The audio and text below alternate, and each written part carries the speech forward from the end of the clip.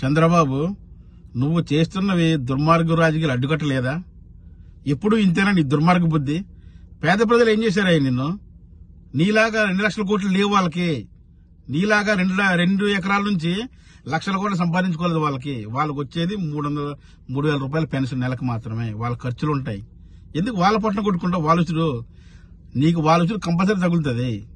నువ్వు అధికారంలో లేకపోయినా జనాన్ని చంపేస్తున్నావు.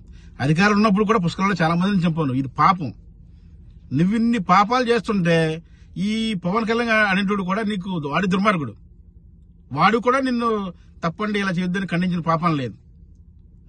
పైగా జగన్మోహన్ రెడ్డి గారు ఇవ్వట్లేదు అంటున్నావు. 56 నెలలు ఆయన ఇచ్చినోడు ఇప్పుడు ఇవ్వలేడు. ఆయన అడ్డుకున్నది నువ్వు. నిమ్మగడ్డని అడ్డు పెట్టుకుని ఆ రోజు ఆపించావు ఎలక్షన్లో. ఇప్పుడు ఈ కిరికిలు చేస్తున్నావు. ప్రజలు గమనిస్తున్నారు.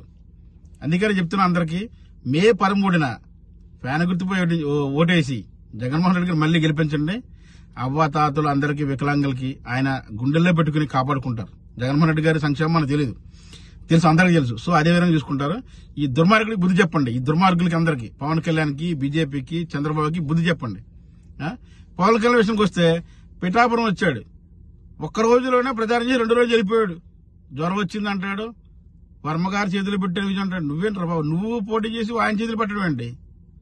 నువ్వు కదా గెలిచేది.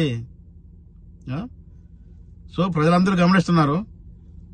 మీరు వచ్చేసి ఒక్కరోజు నువ్వు పాదయాత్ర చేయలేవు. పవన్ కళ్యాణ్ జగన్మోహన్ రెడ్డి గారిని అడుగుతాను క్వశ్చన్లు. జగన్మోహన్ రెడ్డి గారు 3,000 కిలోమీటర్లు తిరిగిన ఆయన గొప్పవాడు, నటుడు, ప్రజల కోసం. ఒక్కరోజు చేశాను, వెళ్ళిపోయావు. నీ పక్క సైడ్కి వెళ్ళిపోయావు. అది చిత్తశుద్ధి నీకు. చంద్రబాబు ఉండేది హైదరాబాద్ లో, నువ్వు ఉండేది హైదరాబాద్ లో. నువ్వు గబ్బర్ సింగ్ సినిమాకి వెళ్ళిపోయి పవన్ కళ్యాణ్. ఆయన ఆంధ్రాలో ఉండి ప్రజల కోసం కష్టపడుతున్నాడు ఆయన. మీరు అక్కడ కమాండ్ చేస్తారు ఆయన ముఖ్యమంత్రి గారిని. ప్రజలందరూ గమనిస్తున్నారు. ప్రజలారా, మీరు మాత్రం మే 13 తారీఖున ఫ్యాన్ గుర్తుపై వేసి మళ్లీ గెలిపించుకుందాం మన జగన్. జై జగన్.